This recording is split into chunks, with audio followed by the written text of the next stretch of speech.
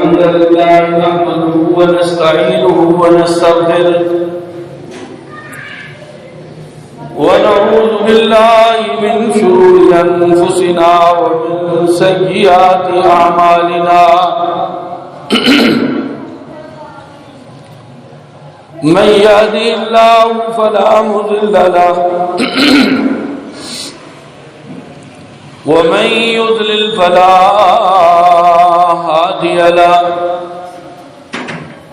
أشهد أن لا إله إلا الله وحده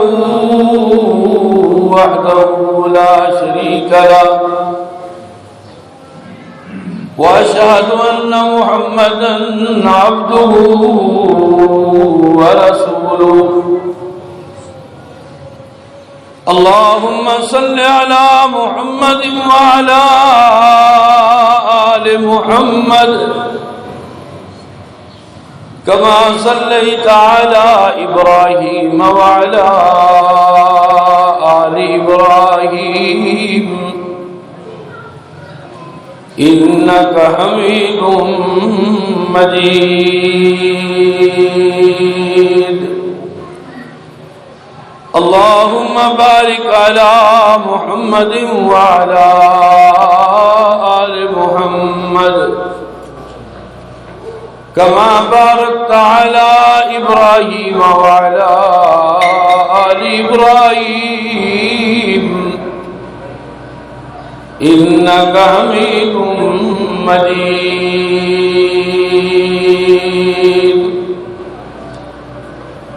أما بعد فإن خير الحديث كتاب الله وخير الهدي هدي محمد صلى الله عليه وسلم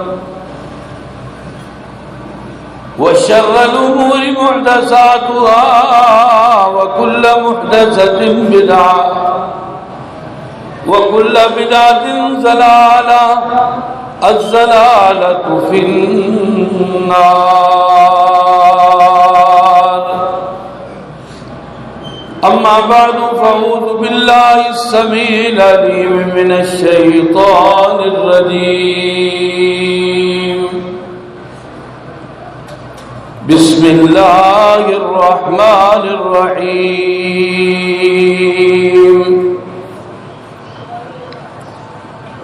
ولو أن أهل القرى آمنوا لفتحنا عليهم بركات من السماء والأرض ولكن كذبوا فأخذناهم بغتة وهم لا يشعرون اللهم انفعنا بما علمتنا وعلمنا ما ينفعنا وزدنا علما الحمد لله على كل حال ونعوذ بك من حال أهل النار سبحانك لا علم لنا إلا ما علمتنا إنك أنت السميع العليم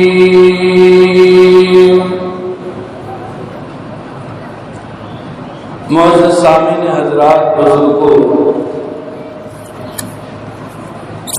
نوجوان ساتھیوں معززات ماں اور بہنوں رمضان المبارک بڑی تیزی کے ساتھ گزر رہا ہے۔ خوش بخت وہ ہیں جو اس کو بھرپور طریقے کے ساتھ اللہ کی رضا اور نبی کی اطاعت کے ساتھ گزار رہے ہیں۔ بدبختی یا بد نصیبی ان کی ہے جو اس مہینے کو اور ان ایام کو غفلت کے ساتھ بسر کر رہے ہیں اور عام دنوں کی اور ان ایام کی جو ایک دوسرے کے درمیان میں تفاوت ہے اس کو سمجھ نہیں پا رہے۔ ہم لوگ سمجھتے ہیں کہ زندگی ابھی بڑی طویل ہے،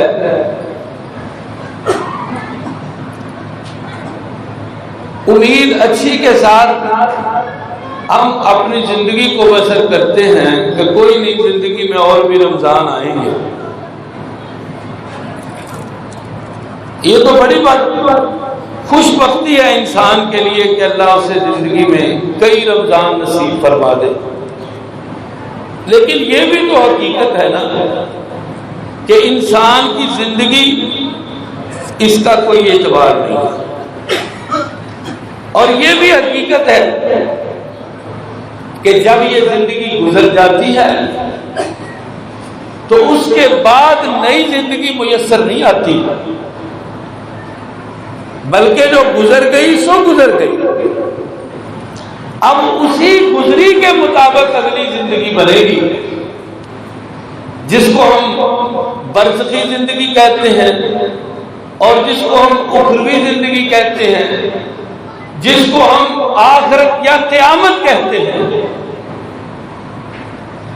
یہ ساری زندگی کا انحصار اسی دنیا کی زندگی کے اوپر ہے۔ اگر یہ دنیاوی زندگی ہماری بہتر ہو گئی، ہم نے کر لی کوشش کے ساتھ، تو پھر اللہ کے فضل سے اخروی زندگی بھی بہتر ہو جائے گی، اور اگر یہ بہتر نہیں ہے تو معاملہ اللہ کے سپرد ہے۔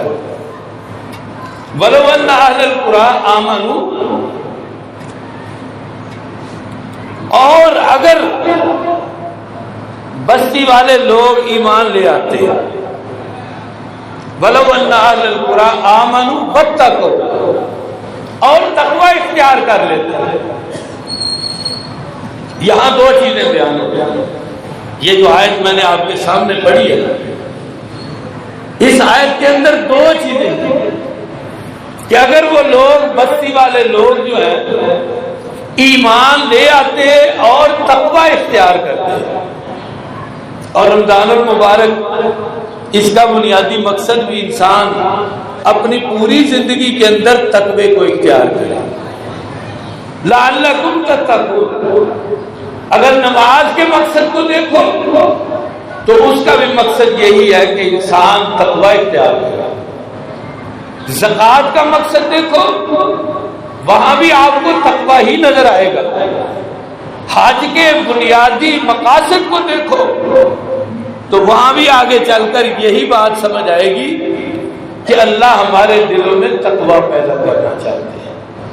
یہ تقوی کیا چیز ہے؟ اللہ کیوں ہمیں بار بار تقوی کے بارے میں اپنانے کا حکم دیتے ہیں؟ یہ جو ہم خطبہ پڑھتے ہیں نا، جمعے کا خطبہ، نکاح کا خطبہ، خطبہ حاجہ، اس کے اندر ہم 3 آیتوں کی تلاوت کرتے ہیں۔ پہلی آیت، یا ایھا الذین آمنوا اتقوا اللہ حق تقاتہ، اے ایماندار لوگو اللہ سے اس طرح ڈرو جس طرح اس سے ڈرنے کا۔ یہاں بھی تقوی کی بات آ گئی۔ دوسری آیت، یا ایھا الناس اتقوا ربکم الذی خلقکم من نفس واحدہ، اے لوگو اپنے اللہ سے ڈر جاؤ جس نے تمہیں ایک جان سے پیدا کیا ہے۔ یہ دوسری آیت ہے سورۃ النساء کی ابتدائی آیت۔ یہاں بھی اللہ نے تقوی کا حکم دیا۔ پھر کہا، یا ایھا الذین آمنوا اتقوا اللہ وقولوا قولا سدیدا، اے ایماندار لوگوں سچائی کو اپنا لو، سچی بات کہو، سیدھی بات کہو۔ یصلح لکم اعمالکم ویغفر لکم ذنوبکم، جب تم بات درست کہو گے، تقوی پر مبنی کہو گے، اللہ کیا کریں گے؟ تمہارے گناہوں کو بھی معاف کر دیں گے اور تمہارے معاملات کو بھی درست کر دیں گے۔ تینوں آیتوں کے اندر تقوی کا ذکر ہے۔ پورا قرآن اٹھا کر دیکھ لیں، کون سی صورت ہے جس صورت کے اندر اللہ نے تقوی کو اختیار کرنے کا حکم نہیں دیا؟ سورہ طلاق دیکھ لیں، سورہ طلاق کے شروع میں طلاق کے سلسلے میں اللہ سے ڈرنے اور تقوی کا حکم دیا گیا۔ سورۃ تحریم دیکھ لیں، کون کون سی سورت جس کے اندر اللہ نے تقوی کا ذکر نہیں کیا ہے؟ آخر یہ اہمیت والی چیز ہے، آخر یہ کون سی بنیادی چیز ہے کہ اللہ جگہ جگہ بار بار ہر عبادت کے ساتھ ہر مقام پر ہر آیت کے اندر اللہ سے ڈرنے کا حکم دیا جا رہا ہے؟ آخر اس کی کوئی اہمیت تو ہے نا، اس کی اہمیت بہت ہے۔ یہی وہ تقوی ہے جس کے ساتھ انسان کے گناہ مٹ جاتے ہیں، جس کے ساتھ انسان جو ہے حرام سے اپنے آپ کو بچا لیتا ہے۔ یہی تقوی ہے جس کے ساتھ انسان اپنے عقائد کو مزین کرتا ہے۔ یہی تقوی ہے جس کے ساتھ انسان اپنی ذات کو اطاعت کے پیچھے لگاتا ہے، اللہ کے رسول کی اطاعت کے ساتھ۔ یہی وہ تقوی ہے جس کی بنیاد پر انسان کو جنت میسر آئے گی، جہنم سے اس کا بچاؤ ممکن ہوگا، قبر کے عذاب سے بچ سکے گا۔ یہ وہ تقوی ہے، یہ تقوی بنیادی عنصر ہے ہمارے عقیدے کا۔ اگر یہ نہیں ہے، اگر تقوی پیدا نہیں ہو رہا، نمازیں پڑھنے کے ساتھ، زکوٰۃ دینے کے ساتھ، روزے رکھنے کے ساتھ، حج و عمرہ کرنے کے ساتھ اگر تقوی پیدا نہیں ہو رہا تو پھر اپنے عقائد کے اوپر دوبارہ نظر دوڑائیے، کہیں نقص ضرور ہے، کہیں کمی ضرور واقع ہو رہی ہے جس کے ساتھ ہمیں تقوی میسر نہیں آ رہا، اور جس کو تقوی نہ ملے اس کی کامیابی بھی مشکوک ہے، اس کا اخروی عذاب سے بچنا بھی مشکل ہے۔ اللہ کے رسول صلی اللہ علیہ وسلم، آپ کے صحابہ کی تربیت وہ تھی ہی تقوی کی بنیاد پر۔ حضرت مالک اشجعی، ان کے بیٹے سالم کافروں کی قید میں چلے گئے، بڑے پریشان تھے۔ اللہ کے رسول، میرا بیٹا سالم گرفتار ہو گیا۔ کافر اس کو اٹھا کر لے گئے۔ اب ظاہر بات ہے، جنگ کا دور ہے، دشمن بے شمار ہیں، ارد گرد دشمن ہی دشمن ہے، مسلمانوں کی طاقت کمزور ہے، افراد کے اعتبار سے بھی اور اسلحہ کے اعتبار سے بھی، تیاری کے اعتبار سے بھی مسلمانوں کے پاس اگر کوئی طاقت ہے تو وہ صرف تقوی کی طاقت ہے، وگرنہ مسلمان اتنے ہجوم کا سامنا کس طرح کر لیتے؟ مدینے کے لوگ صرف، یا مدینے کے آس پاس رہنے والے لوگ جو ہیں وہ کچھ مل گئے، وہ قبائل کچھ مل گئے، تعداد میں بھی کم ہیں، تیاری میں بھی کم ہیں، اسلحہ کے اعتبار سے بھی کم ہیں۔ اللہ کے رسول سالم گرفتار ہے، کوئی سبیل نہیں ہے نجات کی۔ آپ نے فرمایا کہ اس کے والد اور اس کی والدہ کو کہو کہ وہ کثرت کے ساتھ لا حول ولا قوت الا باللہ پڑھے۔ اب یہ جو دعا ہے یا یہ جو کلمہ ہے، اس کلمے کو کنز من کنوز الجنہ، جنت کے خزانوں میں سے خزانہ کہا گیا۔ حقیقت میں اس کلمے کے معنی کو سمجھے، لا حول ولا قوت الا باللہ، اللہ نیکی کرنے کی طاقت اور برائی سے بچنے کی قوت اللہ تیرے سوا کسی کے پاس نہیں، تو اگر دے دے گا تو برائی سے بچ جائیں گے، تو ہمیں طاقت دے دے گا تو ہم نیکی کر لیں گے۔ اللہ تیری ذات کے ساتھ ہے، تیری رحمت کے ساتھ ہے، تیری دی ہوئی قوت کے ساتھ ہے، ہم خود نہ نیکی کر سکتے نہ برائی سے بچ سکتے۔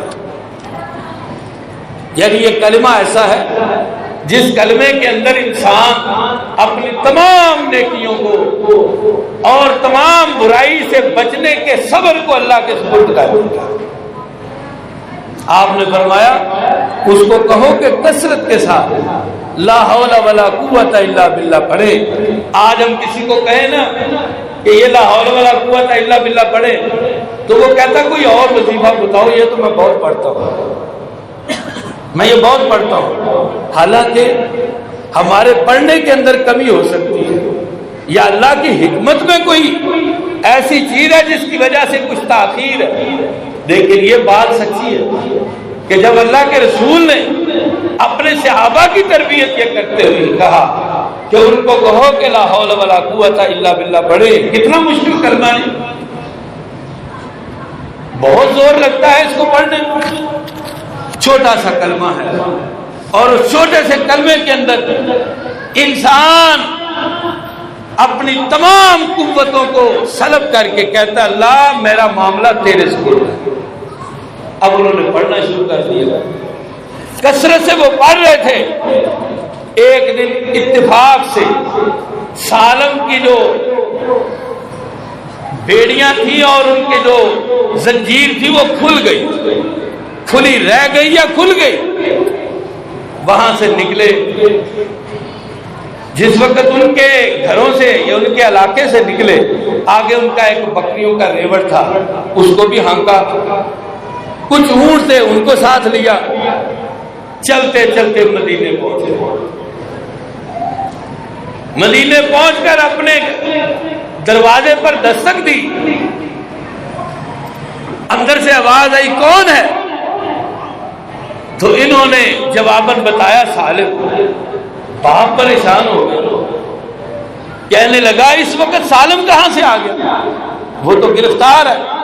بیوی نے کہا دیکھو سالم تو گرفتار ہے، آواز سالم کی ہے۔ دروازہ کھولا تو صاحب نے سالم، اب کیا کیفیت ہوگی اس ماں کی، اس والد کی جس کا سہارا سالم ہے اور وہ گرفتار ہے اور بچاؤ کی کوئی سبیل نہیں ہے، صرف اللہ کے رسول کا بتایا ہوا ایک وظیفہ ہے لا حول ولا قوت الا باللہ۔ یہ پڑھ رہے تھے کثرت کے ساتھ، زنجیریں کھل گئی، قید سے نکل آئے، بکریوں کا ریوڑ بھی ساتھ ہانک کر لے آئے۔ پوچھا یہ کیا ہے؟ اصل بات ہے، باپ کہنے لگا یہ کیا ہے؟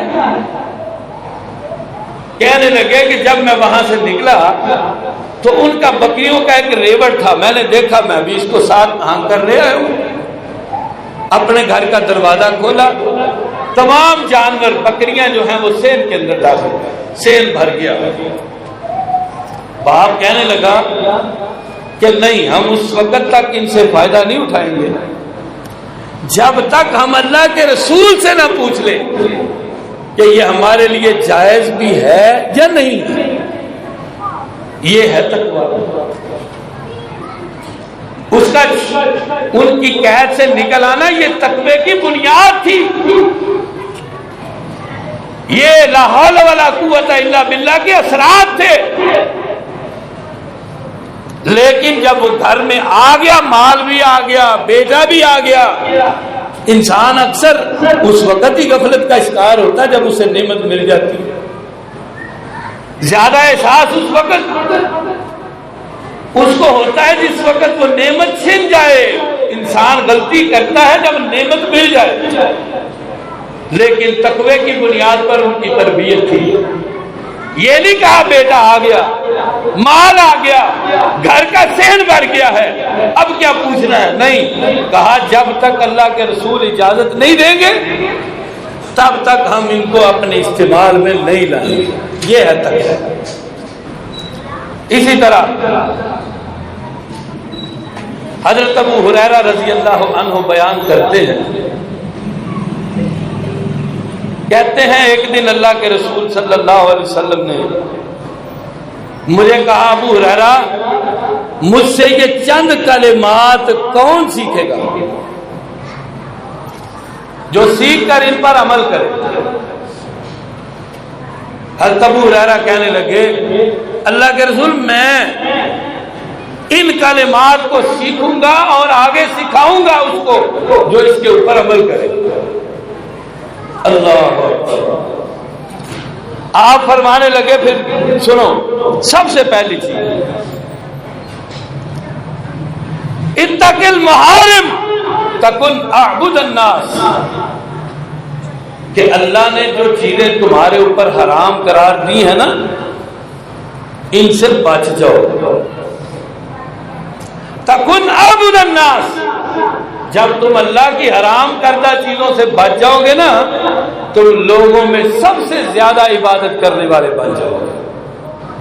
اب ہماری عبادت، جیسے میں نے شروع میں ذکر کیا، بعض لوگ یہ بات کو بار بار کہنا جو ہو سکتا ہے محسوس کرتے ہیں، لیکن میں کیا کروں، اللہ کا قرآن تقوی کے لفظ سے بھرا ہوا ہے۔ اصل ہمارے عقائد، ہماری عبادات یہ ہے ہی تقوی کے ساتھ منسلک۔ اگر ان کے اندر تقوی نہیں ہے، اللہ کی راہ میں خرچ کیا ہوا مال بھی ضائع ہے، عبادت بھی ضائع ہے، ریاضت بھی ضائع ہے، خلوص بھی ضائع ہے، سب کچھ ضائع ہوتا ہے۔ اتق المحارم، فرمایا اپنے آپ کو اللہ کی حرام کردہ چیزوں سے بچا لو۔ اگر تم اللہ کے عبادت کرنے والے بننا چاہتے ہو نا، تو پھر حرام سے اپنے آپ کو بچا لو۔ تکن اعبد الناس، تم لوگوں میں سب سے زیادہ عبادت کرنے والے بن جاؤ گے۔ دوسری بات، وَرْضَ بِمَا قَسَمَ لَكَ، اللہ نے جو تیرے حصے میں لکھ دیا ہے، جو تجھے دے دیا ہے، جو تیری تقدیر میں اللہ نے رکھ دیا ہے، اس کے ساتھ راضی ہو۔ اللہ کی تقدیر پر راضی ہونا یہ بڑا ہی مشکل مرحلہ ہے، لیکن جو اللہ کی تقدیر پر ایک مرتبہ راضی ہو جائے اور راضی ہونے کے بعد اس کے اثرات دیکھے کہ اللہ کیسی آسانیاں کرتا ہے، کیسے اس کے دل کے بوجھ اترتے ہیں، کیسے وہ جو اس کی پریشانیاں ہیں وہ اللہ کے فضل سے کس طرح دور ہوتی ہیں، اللہ کی تقدیر پر راضی ہونا۔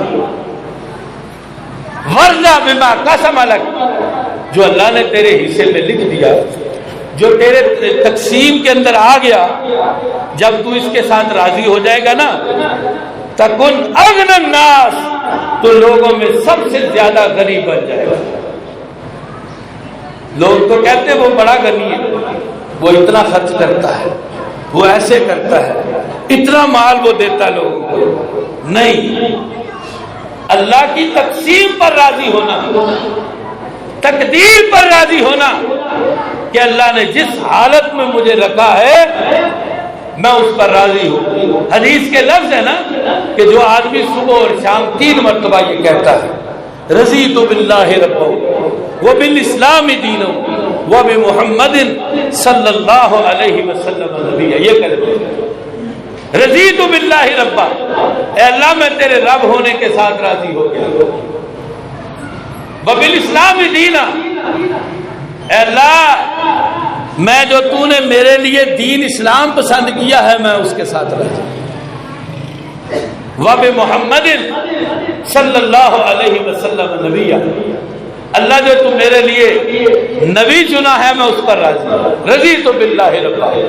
یہ اتنا آسان کلمہ، اللہ میں تیرے رب ہونے پر راضی ہوں، دین کے اسلام ہونے پر راضی ہوں، اللہ نبی کے محمد صلی اللہ علیہ وسلم کے نبی ہونے پر راضی ہوں، یہ کلمے 3 مرتبہ کہہ دیتا ہے، اللہ اس کو قیامت کے دن انشاءاللہ جنت نصیب فرمائے۔ وَرْضَ بِمَا قَسَمَ لَكَ، جو اللہ نے تیری تقسیم میں رکھا ہے، جو نے تیری قسمت میں رکھا ہے، تو اس کے ساتھ راضی ہو جا۔ تکن اغنی الناس، لوگوں میں سب سے بڑا غنی بن جائے گا۔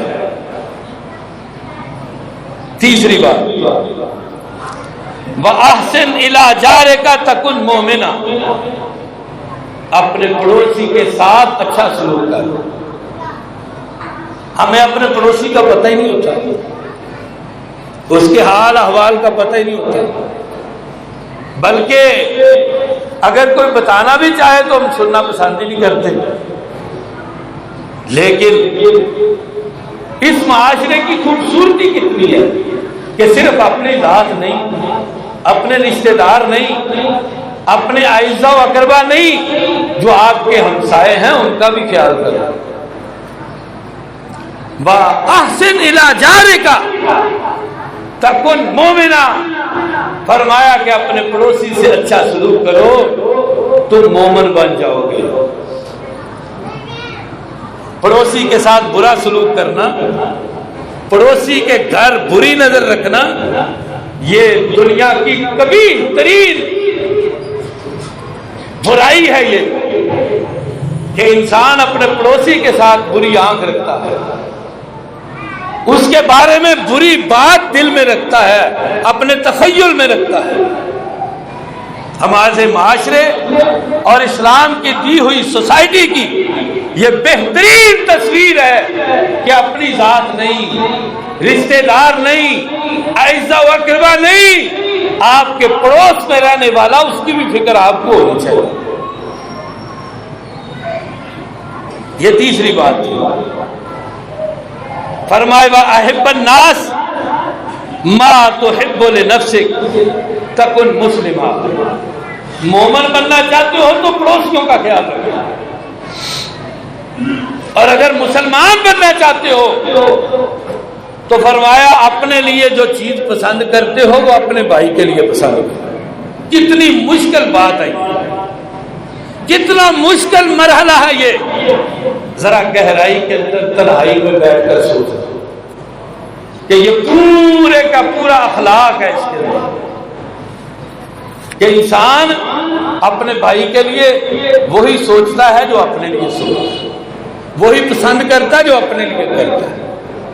یعنی کوئی اس کے لیے برائی بندہ اپنے لیے پسند کرتا ہے کہ میری کوئی برائی کرے، کوئی یہ پسند کرتا ہے کہ میرے اندر جو برائیاں ہیں وہ لوگ اس کو دہرائے، پسند کرتا ہے کہ مجھے کوئی بری چیز دے کر جائے، کوئی یہ پسند کرتا ہے کہ میرے ساتھ فلاں آدمی جو ہے وہ کھندا پیشانی کے بجائے بڑے ہی برے چہرے کے ساتھ ملے۔ جب انسان ان ساری چیزوں کو اپنے لیے پسند نہیں کرتا تو پھر اپنے بھائی کے لیے اگر کرو گے تو پھر یاد رکھو، اگر ہمارے مسلمان کے لیے یہ جذبات نہیں، میرے ساتھ کوئی فراڈ کرے، میرے ساتھ کوئی دھوکہ کرے، میرے ساتھ کوئی جھوٹ بولے، مجھے یہ پسند نہیں، تو پھر اپنے بھائی کے لیے یہ چیزیں کیوں پسند کرتے ہیں؟ کیوں اس کے ساتھ جھوٹ بولتے ہو؟ کیوں اس کے ساتھ دو نمبری کرتے ہو؟ کیوں اس کے ساتھ لینے دینے کے اندر خیانت کرتے ہو؟ جب تمہیں یہ پسند نہیں تو اپنے بھائی کے لیے کیوں پسند کرتے ہو؟ اور اگر اپنے بھائی کے لیے پسند کرتے ہو تو پھر اپنا نام اسلام کے اندر لکھنے سے گریز کرو، اپنے آپ کو مسلمان کہنے سے گریز کرو، اپنے لیے وہ پسند کرو، اپنے بھائی کے لیے وہ پسند کرو جو اپنے لیے پسند کر رہے ہو، تکن مسلمہ، تو مسلمان بن جائے گا۔ پورے کے پورے اسلام کا اخلاق اس ایک چھوٹے ٹکڑے کے اندر رسول اللہ صلی اللہ علیہ وسلم نے فرمایا۔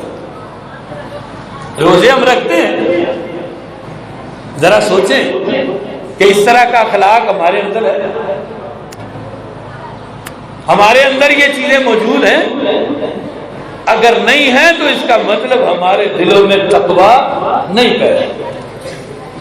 تقویٰ جو ہے یہ انسان کو پیدا کرنے کی ضرورت ہے۔ پانچویں چیز آپ نے فرمایا وَلَا تُكْسِرُ الزِّحْكَ فَإِنَّ كَثْرَةَ الزِّحْكِ تُمِيتُ الْقَلْبَ، فرمایا کثرت کے ساتھ ہنسا نہ کرو، اس لیے کہ کثرت کے ساتھ ہنسنا یہ انسان کے دل کو مردہ کر دیتا ہے۔ آزما کے دیکھو، بلکہ اللہ کے رسول کی کہی ہوئی بات کو آزمانے کی ضرورت نہیں۔ میں کہہ چکا ہوں وَبِمُحَمَّدٍ نَبِيًّا، میں محمد صلی اللہ علیہ وسلم کو اللہ کا نبی مانتا ہوں۔ جب اللہ کا نبی مانا تو آپ کی پاک زبان سے نکلا ہوا لفظ کہ لوگوں کثرت سے ہنسا نہ کرو، کثرت کے ساتھ ہنسنا یہ انسان کے دل کو مردہ کر دیتا ہے، اس کے دل سے تقویٰ نکل جاتا ہے۔ اور آپ نے فرمایا چھٹی چیز یہ ہے اتق اللہ حیث کنت، تو اللہ سے ڈر، تو جہاں بھی ہو گھر کے اندر ہو تب، مسجد میں ہو تب، بازار میں ہو تب، جہاں بھی ہو، جس میدان کے اندر ہو، جس دفتر کے اندر ہو، جس کام کے اندر ہو، اتق اللہ حیث ما کنت، اتق اللہ حیث ما کنت، اتق اللہ حیث ما کنت، جس مقام پر کھڑا ہے اللہ سے ڈر جا۔ یہ ہے تقوی۔ جس وقت انسان کام کر رہا ہے اللہ سے ڈر جائے، خیانت نہیں کرے گا، بات کر رہا ہے اللہ سے ڈر جائے، خیانت نہیں کرے گا، یعنی ہر چیز سے، ہر برائی سے، ہر گناہ سے نکلنے کا راستہ تقوی کے اندر ہے۔ اور جس انسان کے دل میں تقوی پیدا نہیں ہوا وہ ذرا غور کرے، افسوس کرے کہ میری 50 سالہ زندگی گزر گئی، 40 سالہ زندگی گزر گئی، اتنے رمضان میں نے دیکھ لیے، لیکن میرے دل میں تقوی نہیں پیدا ہو سکا۔ اس کا مطلب میرا دل مردہ، میرا عقیدہ درست نہیں، میرے عمل درست نہیں، میری بات درست نہیں، میری زبان درست نہیں، میرا دل درست نہیں، میرے دماغ کی تختیاں درست نہیں، یہ ساری میلی ہیں، گندی ہیں، ان کے اندر ابھی تک تقوی کا، اس کے اندر تقوی پیدا کرنے کی جو ایک صلاحیت ہے وہ اس کے اندر پیدا ہی نہیں ہو سکتی۔ اللہ اکبر، اللہ۔ تقوی کا مرکز کیا ہے؟ وہ بھی ایک حدیث ہے، بڑی مشہور حدیث ہے، ہم سنتے ہیں، کبھی ہم نے غور نہیں کیا، وہ بھی ساری یہی حدیث ہے۔ آپ نے فرمایا وَلَا تَحَاسَدُوا، ایک دوسرے سے حسد نہ کرو، وَلَا تَنَاجَشُوا، ایک دوسرے کے ساتھ بھاؤ نہ بڑھاؤ کسی کو نقصان پہنچانے کے لیے، وَلَا تَبَاغَضُوا، ایک دوسرے سے بغض نہ رکھو، وَلَا تَدَابَرُوا، ایک دوسرے کے دشمن نہ بنو، ایک دوسرے سے پیٹھ نہ پھیرو، وَلَا يَبِيعُ بَعْضُكُمْ بَيْعَ بَعْضٍ، تمہارا بعض کی بیع پر بیع نہ کرے۔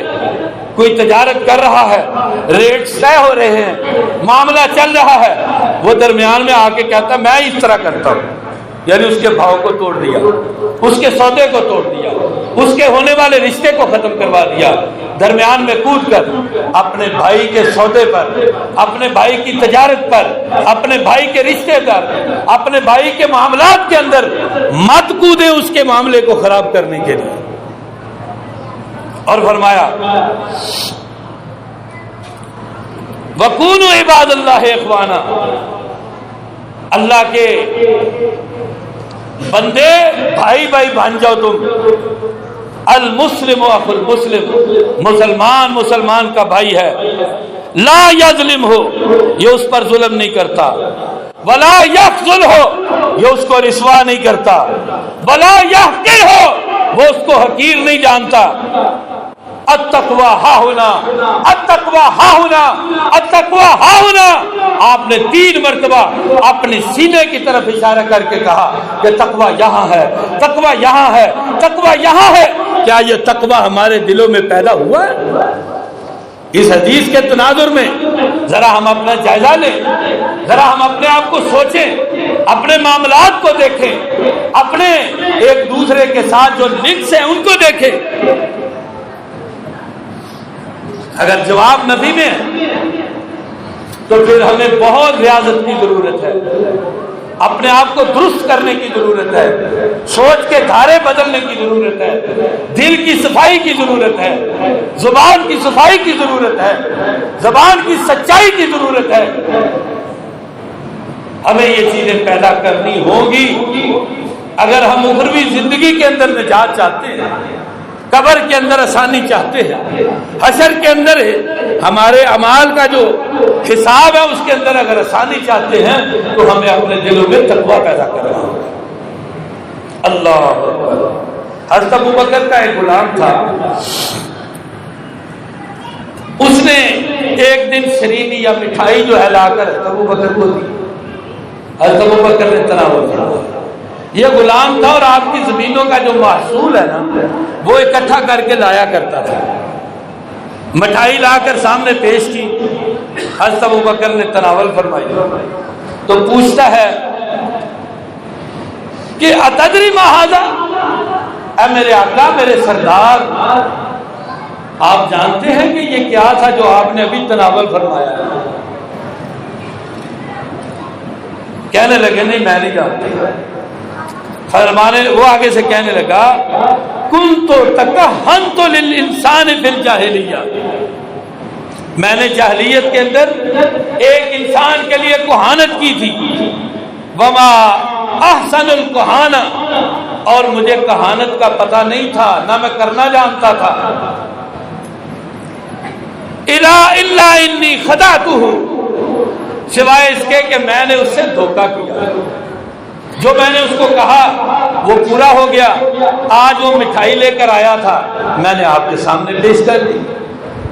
حضرت ابوبکر نے جب یہ بات سنی، اللہ اکبر اللہ اکبر، اپنے حلق کے اندر انگلی ڈالی، کتنا مشکل مرحلہ، حالانکہ انہیں پہلے پتہ ہی نہیں تھا کہ میں کیا چیز کھا رہا ہوں، اس کی حیثیت کیا ہے، یہ حرام ہے یا حلال ہے۔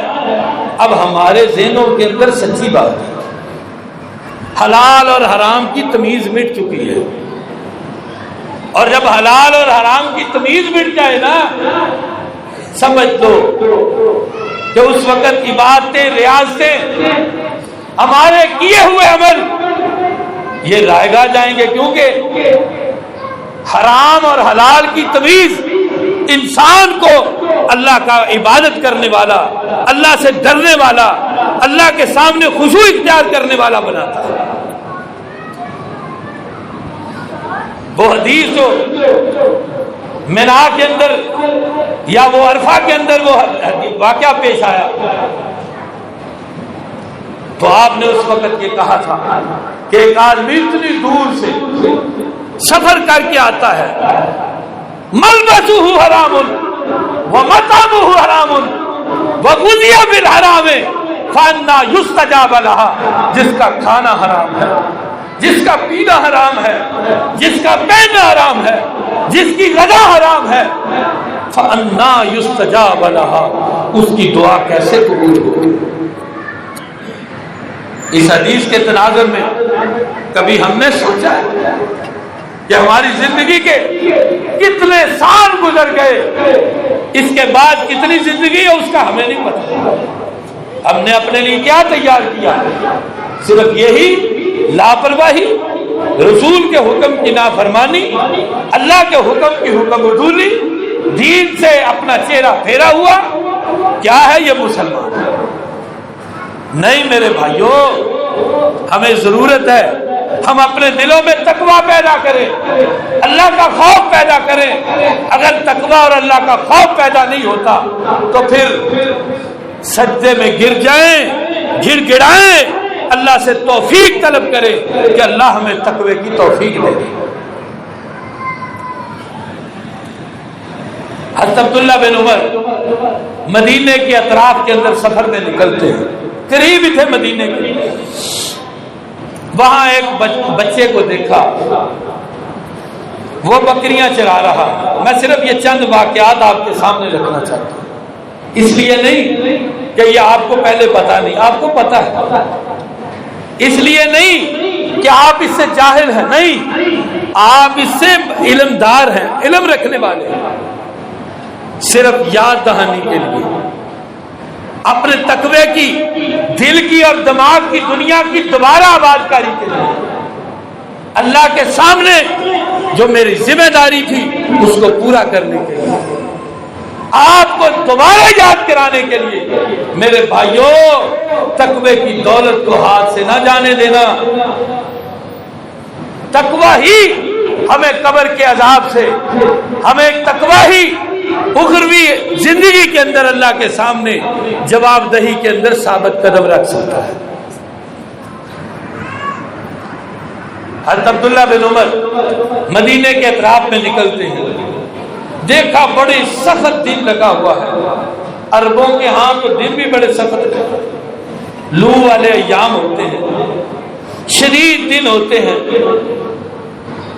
دیکھا کہ ایک بکریوں کا چرواہا، چھوٹی عمر کا ایک بچہ ہے، وہ اس گرمی کے اندر ریوڑ کو چرا رہا ہے۔ حضرت عبداللہ بن عمر سفر میں تھے، اپنے ساتھیوں کو کہا بھائی دسترخوان بچھاؤ۔ ساتھیوں نے دسترخوان بچھایا، اس بچے کو کہا ہلما یا رائی، ہلما یا رائی، اے چرواہے، بکریوں کے چرواہے ہماری بات سنو، ادھر آؤ۔ بچے نے کہا چلو بات سنتا ہوں، انہیں کوئی ضرورت ہوگی۔ بچہ قریب آ گیا، فاسب من هذه السفرہ، کہنے لگے یہ سفرہ بچھایا ہوا ہے، اس کے اوپر کھانا چنا ہوا ہے، آؤ ہمارے ساتھ تناول فرما لو۔ چونکہ اللہ کے رسول کی زندگی کے اندر آپ نے لوگوں کو کھانا کھلانے کی ترغیب دی تھی، وہ آپ نے سنا ہے نا، تو صحابہ کی تربیت میں یہ چیز شامل تھی کہ کسی کو آواز دے دیتے آ جاؤ بھائی میرے دسترخوان کے اندر آ جاؤ۔ کوئی بھوکا ہے تو اس کو تو بلولا ہی وہ کہتے میں کھلاؤں گا۔ وہ ابو طلحہ والا واقعہ بھی بڑا مشہور ہے، یہاں ذکر نہیں کر رہا میں صرف اشارہ کر رہا ہوں۔ ہلما یا رائی، ہلما یا رائی، یار بکریوں کے چرواہے ادھر آؤ، فاسب من هذه السفرہ، آؤ ہمارے دسترخوان کے اندر آپ بھی کھانا تناول فرما لو۔ انی صائم، انی صائم، بچہ کہنے لگا نہیں میں روزے سے، میرا روزہ ہے۔ اللہ اکبر اللہ۔ حضرت عبداللہ بن عمر نے کہا اتصوم فی مثل هذا اليوم، اتصوم فی مثل هذا اليوم الحار شدید سمومہ، فرمایا کہ اتنی شدید لو کے اندر، اتنے شدید دن کے اندر تم روزہ رکھے ہوئے ہو۔ وہ بچہ آگے سے کہتا ہے وَأَنْتَ فِي هَذَا الْجِبَالِ تَرْعِي هَذَا الْغَنَمِ، بچہ آگے سے کہتا ہے میں نے آج کے دن کی بھوک جو ہے، میں نے اخروی آخری دن کی، قیامت کے دن کی بھوک کو مٹانے کے لیے روزہ رکھا۔ ہمیں تو پتہ ہی نہیں نا اس چیز کا کہ یہ روزہ کیا ہمیں سبق دیتا ہے، ہمیں روزہ کیا سکھاتا ہے۔ تقوی کے ساتھ ساتھ ہماری اخروی زندگی کا بندوبست ہے، اس کی تیاری ہے۔ کہنے لگا میں آخری زندگی کی تیاری کر رہا ہوں۔ حضرت عبداللہ بن عمر نے جب دیکھا کہ بچہ ان پہاڑوں کے اندر بکریوں کو چرا رہا ہے، ان کو آزمانے کے لیے کہنے لگے چلو اس طرح کرتے ہیں کہ یہ ایک بکری تمہارے ریوڑ کے اندر ایک بکری ہے، وہ ہمیں دے دو، ہم سے پیسے لے دو، ہم اس کو پکائیں گے اور جس وقت روزہ افطار ہوگا تمہیں بھی کھلائیں گے، ہم اس کی قیمت بھی دیتے ہیں، اس کی قیمت بھی دیتے ہیں، ذبح کر کے اس کا گوشت بھی تمہیں دیں گے، کھانا بھی کھلائیں گے۔ اور اس کا مالک جب پوچھے تو اس کو پتا ہے بھئی پہاڑوں کے اندر جس وقت بکریاں نکلتی ہیں تو ایک دو گم ہو ہی جاتی ہیں، اس کو کہہ دینا ایک بکری گم ہو گئی یا کوئی بھیڑیا اٹھا کے لے گیا ہے۔ وہ بچہ کہنے لگا تم مجھ سے یہ مانگ رہے ہو، میں تو اس کا مالک ہی نہیں۔ جب حضرت عبداللہ بن عمر نے یہ کہا کہ مالک کو کہہ رہا ہے کہ بکری گم ہو گئی ہے، تو بچہ آسمان کی طرف اشارہ کر کے، اللہ کی طرف اشارہ کر کے کہہ رہا ہے اگر میں یہ کہوں عین اللہ، عین اللہ، اللہ کہاں ہے، اللہ کہاں ہے، اللہ نہیں دیکھ رہا مجھے۔ اس بچے کا تقویٰ دیکھیں، اس بچے کا خوف دیکھیں، اس بچے کا خشوع دیکھیں، اس بچے کا اللہ سے ڈرنا دیکھیں۔ حضرت عبداللہ بن عمر اس کی آزمائش کر رہے ہیں کہ ہم اس کو آزماتے ہیں کہ کہیں یہ جھوٹ بولتا ہے، مالک کو جا کر کہہ دے گا، مالک بھی کہے گا ہو جاتا ہے اس طرح، لیکن بچہ کہتا ہے عین اللہ، عین اللہ، اللہ کہاں ہے، اگر میں یہ کہوں گا اللہ کہاں ہے۔ میرے بھائیوں اس بچے سے یہ سیکھ لیتے ہیں، جب بھی کوئی غلط کام کرے عین اللہ، اللہ کہاں ہے، دھوکے کی بات ذہن میں آئے عین اللہ، اللہ کہاں ہے، جھوٹ کی بات آئے اللہ کہاں ہے، نماز کی بات آئے اللہ کہاں ہے، جب اللہ کا ہونا، اللہ کا دیکھنا، اللہ کا تمہارا لکھنا، اللہ تمہارے اعمال کو دیکھنا ہمارے ذہن و تصور میں ہوگا، کعبے کے رب کی قسم کھا کے کہتا ہوں انسان کے دل کے اندر تقویٰ پیدا ہو جائے گا۔ اللہ سے دعا ہے اللہ ہمیں اس طرح کا تقویٰ اپنانے کی، تقویٰ اختیار کرنے کی توفیق نصیب فرمائے۔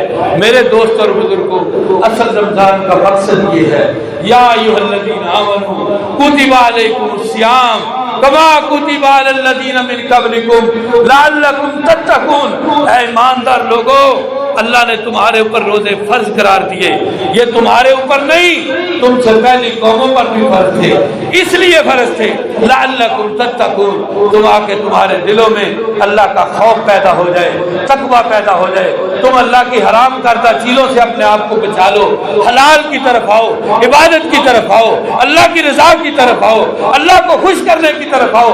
دیکھو اللہ کی رحمتیں کس قدر سمٹ کر آپ کے اوپر سایہ فگن ہوتی ہیں۔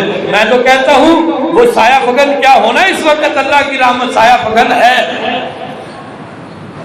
یہ ہماری بد نصیبی ہے کہ ہم اللہ کی رحمت سے فائدے نہیں اٹھا رہے، یہ ہماری کمی ہے، یہ ہمارے عقائد کے اندر نقص موجود ہے کہ ہم رمضان کو رمضان نہیں سمجھتے، ہم اس کو اپنی زندگی کے لیے آئندہ لاہ عمل نہیں سمجھتے، ہم اس کو اپنے بقیہ معاملات کو درست کرنے کا ذریعہ نہیں سمجھتے، اسی لیے رمضان ہمارے اوپر بوجھ بن کر آتا ہے، رحمت بن کر نہیں آتا۔ جس دن یہ رمضان ہمارے ذہن و تصور میں رحمت بن کے آ گیا، سمجھ دو کہ ہم نے اپنے جو مقاصد ہیں ان کو پا لیا۔ انسان کی پوری زندگی کا مقصد وما خلقت الجن والانس الا لیعبدون، انسان عبادت کے لیے پیدا کیا ہے۔